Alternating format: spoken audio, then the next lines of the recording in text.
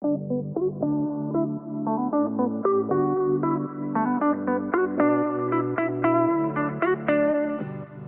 to Teal Talk, a podcast brought to you by the Ohio Alliance to End Sexual Violence. That's OAESV for short. We're your hosts, Taylor and Lori. In each episode, we speak with professionals in the field to dive deep into the intersectional issues that affect survivors in Ohio. Before we begin, we want to give a content warning that we will be discussing sexual violence and other issues that may be upsetting and triggering. If you need help, please feel free to call our resource line at 888-886-8388 during regular business hours, or the Ohio Sexual Violence Helpline 24/7 at 844-644-6435. Please take care of yourself.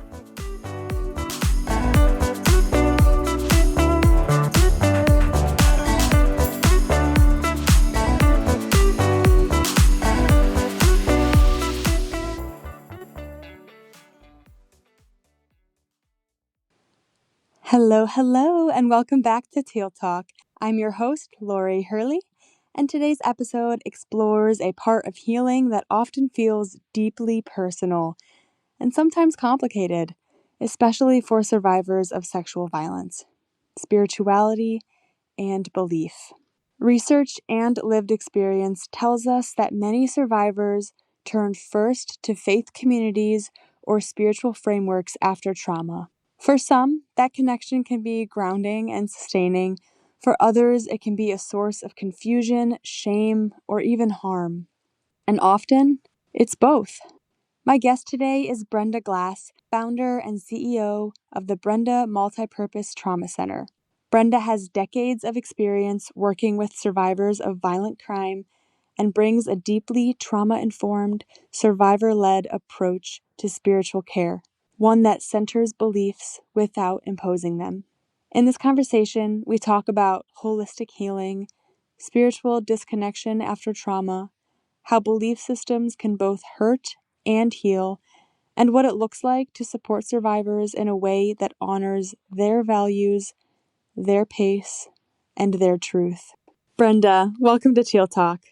To start us off, could you share a little bit about who you are, the work you do, and the mission of your trauma center? Hey, hi, Lori. How are you? Thanks for inviting me. Okay, so I'm Brenda Glass. I'm the founder and the chief executive officer for the Brenda Glass Multi-Purpose Trauma Center, where we work with victims of all violent crimes, sexual, physical, and gun violence.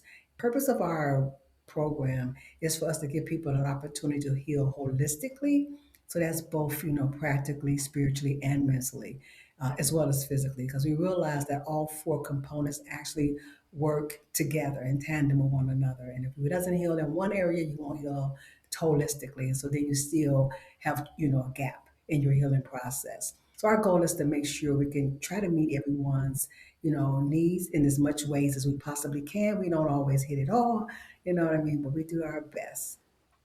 Oh, I remember either in middle school or maybe elementary school in health class, we were handed a pie chart that showed the 8 areas of wellness, such as spiritual, physical, mental, emotional, etc., etc. So I really appreciate how you described healing as holistic, that if one part is left unaddressed, it can leave a gap.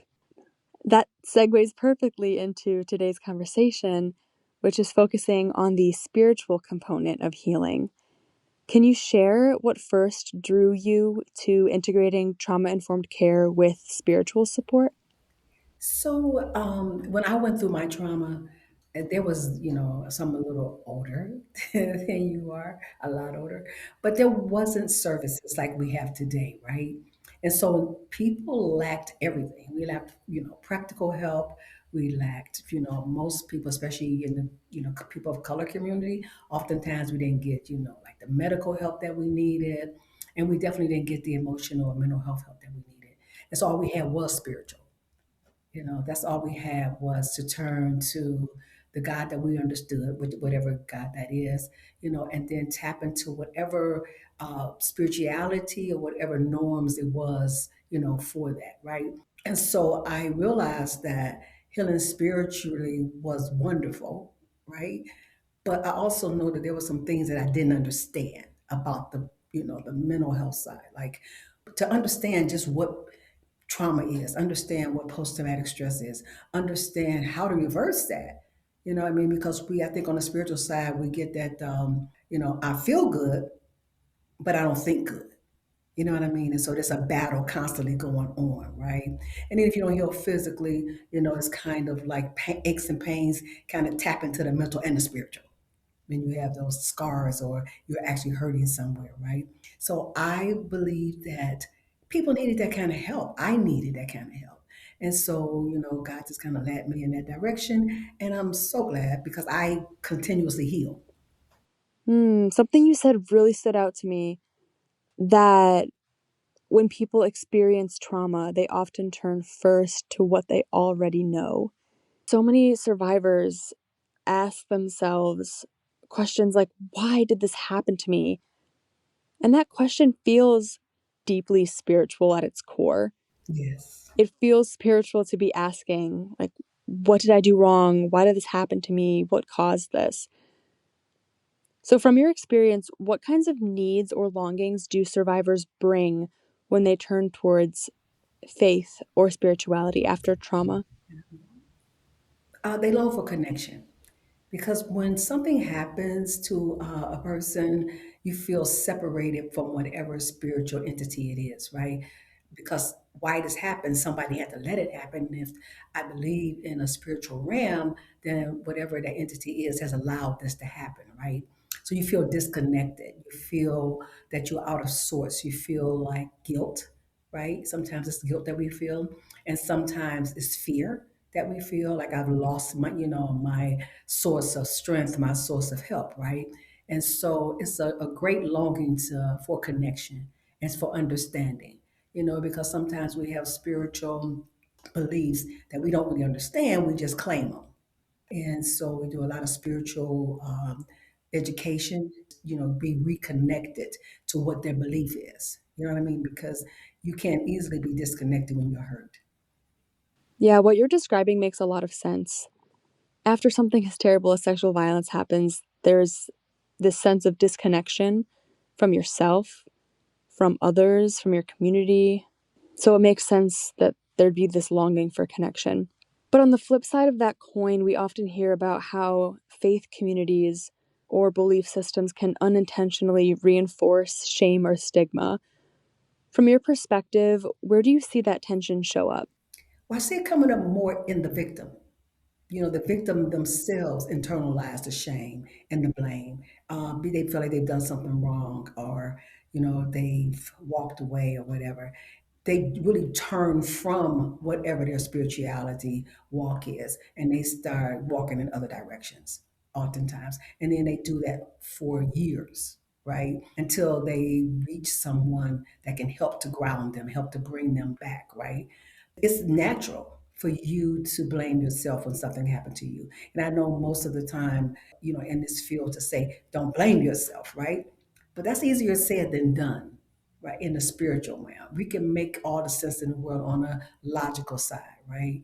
But when it comes down to a spiritual side, that's a totally different ball game, right? Like you really, really have to help a person with beliefs about themselves, about others, and about the world, right? Like you really have to dig deep into the psyche of an individual to help to remove that stigma that they have developed for themselves. And I think that for most of our people of color community, victimization and violence is something that's a norm. And so that's another part of the healing that has to take place. How we not see it as a norm, but still be able to cope. I really appreciate how you named that survivors often internalize blame, even when logically they know what happened wasn't their fault. When someone comes to your center feeling disconnected from their faith or questioning their beliefs entirely, how does your team approach those conversations in a way that's trauma informed and survivor led? So the approach actually is led by the victim, right? So when we meet someone, they're normally in the acute stages. of that victimization. So, there's still, the scars are still there. And so they initiate the conversation. Like, we don't initiate the spiritual conversation. That conversation is initiated by the survivor themselves and is initiated in multiple ways. Like on first meet, people might say things like, I don't understand why this happened to me, and I've been praying, trying to understand, or all the time that I was being abused, I was praying, and asking for, the God of my understanding to help me, right? And, it's like, that means that now they're wondering, they're torn, and you're not going to be able to help them mentally in a real way if you don't work past that why question, right? That how question. And so we ask them, so tell me, what is your spirituality? What is your belief? And then they start to talk about what they believe, whether it's a religion or whether it's some type of spiritual entity that they have ascribed to, sage or whatever it is, right? And so they start to talk about it. So as they talk about it, if it's something that we are familiar with because we've been studying it, then we're able to help them to see that people make choices. Your higher power or whatever that is, whatever that may be, didn't make the choice for you or the person. The person with their higher power and whatever they believe made the choice, right? And so it begins to open the door for them to kind of start to say, aha, right? Like, maybe I'm not right, right? And then they want to know more, and then they ask for more. So can you help me to understand why it says this in my belief? Because some people have beliefs that says bad things happen to bad people. And so we want to tap into that because, we look at, where's the evidence that bad things only happen to bad people, right? Like, so do you think you're a bad person? And where did that belief come from? So that's how we begin that process. Oh, this brings up something for me that I think a lot of advocates wrestle with. I know I wrestle with this, and I'm not even an advocate. How to navigate consent and respect when a survivor holds beliefs that are deeply painful or harmful to themselves. So, for example, if a survivor believes that they're being punished or condemned, how do you hold space for that belief while also gently challenging what's hurting them? Well, the thing is that all beliefs are spiritual. My belief that green foods are nasty is a spiritual thing, right? So you have to ask for the evidence. Like, we use Dr. David Burns' 45 methods of reversing negative core beliefs, right? And so you ask, where's the evidence? Define that, right? And so that's how you break through that. You're not saying that you're wrong. You're not saying that that's not right. And, it's like a person's belief is their belief. And you don't ever want to attack a person's belief. But if that the belief is detrimental to their well-being, you want to help them to reverse it. That's what cognitive behavior therapy is all about, right? Reversing distorted thinking and negative core beliefs, right? When you're able to do that, then they're able to generalize that across every aspect of their lives. When it starts to talk about their religion, that's something they introduce to the conversation. And we never dispel what a person's religion is, right? We know, like, even with us being advocates, just for somebody that's, come into our area that's been molested, and you've never been molested, right? You can't impose what you believe about molestation upon that person. Same thing with religion. It's no different. Same thing with faith, right? It's no different. You know that you cannot impose your beliefs upon anybody else, and you respect and you uplift what a person believes, and you help them within their belief until, and they don't ever have to step outside of their belief as far as what a religion is. But if that belief is detrimental to them, yes, you need to reverse that because they'll be torn for the rest of their lives. They'll never heal. I imagine for advocates, those conversations can feel intimidating, especially if they don't share the same beliefs Yeah. or So aren't mostly that's spiritual done in therapy. themselves. So our How do you advocates prepare your reinforce advocates what the to people support learn survivors with without this imposing psychotherapist. beliefs or So overstepping? that's where the actual spirituality work begins. Our clients have to meet with a therapist, and then they meet with the advocate 2 times a week. Whatever came up in therapy, they might want to discuss it with the advocate. right? Because we, the therapists, provide the advocate with enough information to provide encouragement. So we have trainings once a month where we talk about the different religions, we talk about the different faiths, we talk about the different ways of being able to intervene in a person's life when they're going through a stressful time and how they can use what that person's belief is. So it's not like they're like blind walking in. So we make it a point of also training them on cognitive behavioral therapy, the techniques that we use in that as well. So we combine the two. And so that way they do have tools and they learn those tools and reinforce those tools on a monthly basis at our trainings and our, supervisions once a week. And they bring up whatever concerns they may have, because of what a client might have asked them and they didn't have an answer for. So we're able to, help them to learn in that way as well.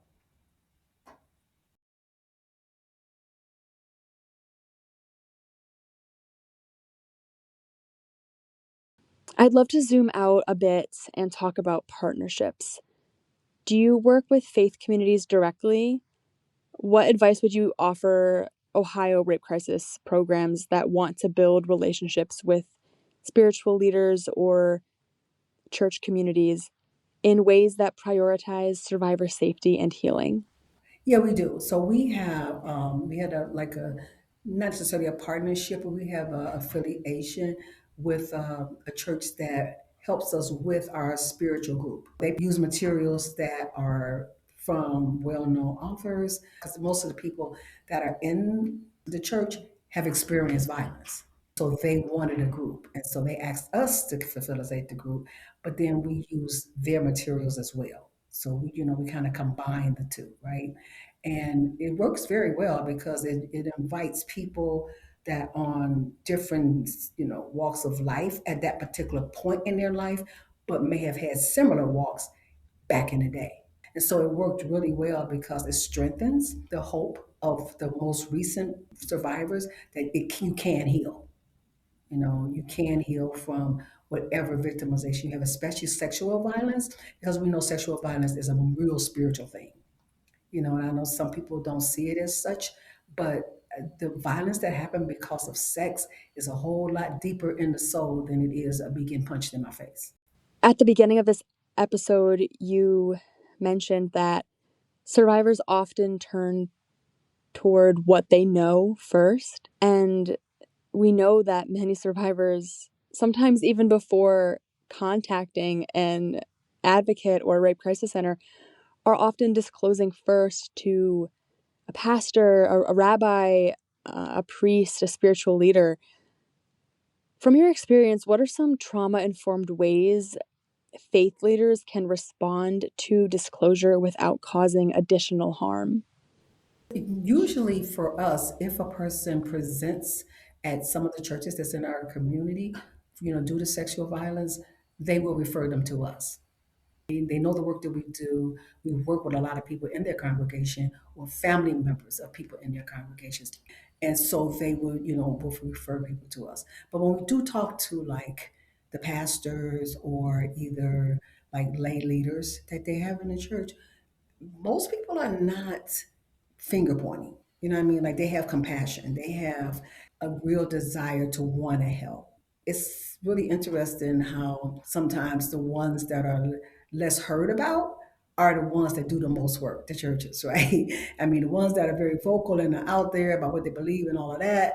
But, the smaller churches, the churches that are, in the local community, like right on the corner or things like that, those are people that really want to help. They wrap their loving arms around simply because they've experienced or someone in their family has experienced and they understand it. It makes it so much better because where we meet with our clients at is in a church. But there are many survivors that come here that once they realize that we're in the back of the building of a church, right? Like we are renting space in this building, right? We're not a part of the church, but we're in a building and you can see the other half on the other side that there's a steeple, right? And they kind of melt. You know what I mean? Like they become more open, they become more trusting, they become more willing to get hope. And it's like hope is the thing that people need to begin the healing process, and they find that hope, right? And I only had one person that came that had said that she had posted a blog And she said that she would never go to a church ever again in life. And so when she got to the door, the advocate was bringing her in. When she got to the door, she just said, "I be darned," right? And she said, "I just yesterday vlogged that I would never step foot in a church again. And here I am stepping foot in the church," right? I said, "Well, no, this is not the church by any stretch of the imagination. This is office space right here, right?" And she said, "I don't believe it. Like the thing that I wanted to turn against the most is what is helping me the most." And she did real well. She did a magazine article with me, and but she's the only person that ever made a comment like that. Oh, that's something that you'll never forget. It really speaks to how a survivor feeling safe in a space can really shape their willingness to heal. That's incredibly powerful. It was very, uplifting, for her. We had those bouts where she would say things about her spirituality that was, in opposition, to what it was. And I would just let her talk. Like I wouldn't try to correct her. I wouldn't try to, influence her or encourage her in any one way or the other. But she's a very intelligent woman, right? And so she would question her own self. And so that's why I made it so interesting working with her, because I really didn't have to do much.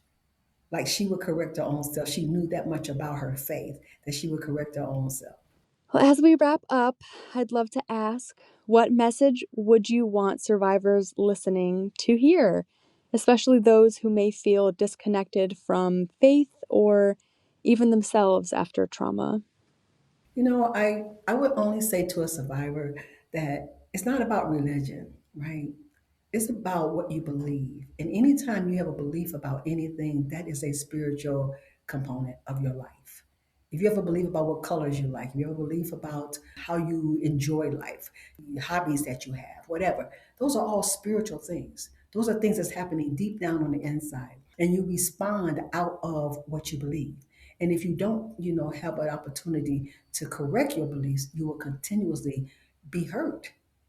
You won't put yourself in a position to do better and to be better and to rise above the rape or the molestation that happened to you. It will always own you because you believe it owns you. And as long as you believe it owns you, it will wreak havoc in your life, right? So let's get to the spiritual component of your life. Let's talk about your beliefs. And we're not talking about religious, but people normally associate belief with religion, and then they bring up something that they learned in their childhood or how something they thought was true about a specific religion was what was helping to condemn them. And then we can iron that out, fess that out, and then move on with the truth about what's really being said and what's really going on.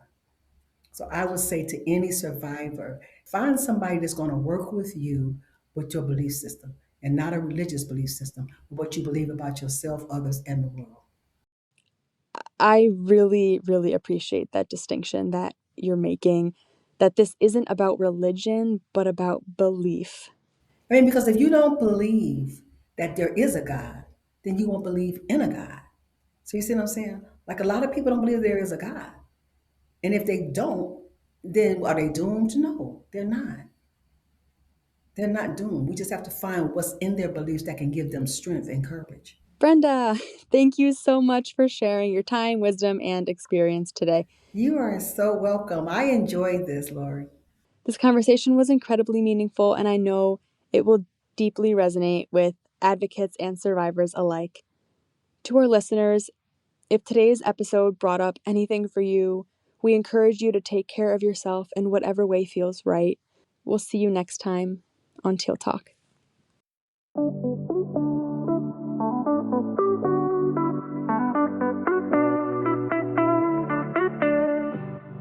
Thanks for listening to Teal Talk. We hope you enjoyed our deep dive into intersectional issues affecting survivors in Ohio. If you like what you heard, subscribe and leave us a 5-star rating and review, recommend us to a friend, and follow us on Instagram and Facebook at OAESV and Twitter at Ohio Alliance ESV. If you'd like to learn more about us and the services we offer, sign up for our email list, or read a transcript of this episode, visit oaesv.org. Want to share a comment or ask a question for a future episode? Just click on the link in the show notes to leave us a voicemail. And remember, we're here to help. Feel free to call our resource line at 888-886-8388 during regular business hours, or the Ohio Sexual Violence Helpline 24/7 at 844-644-6435. See you next time.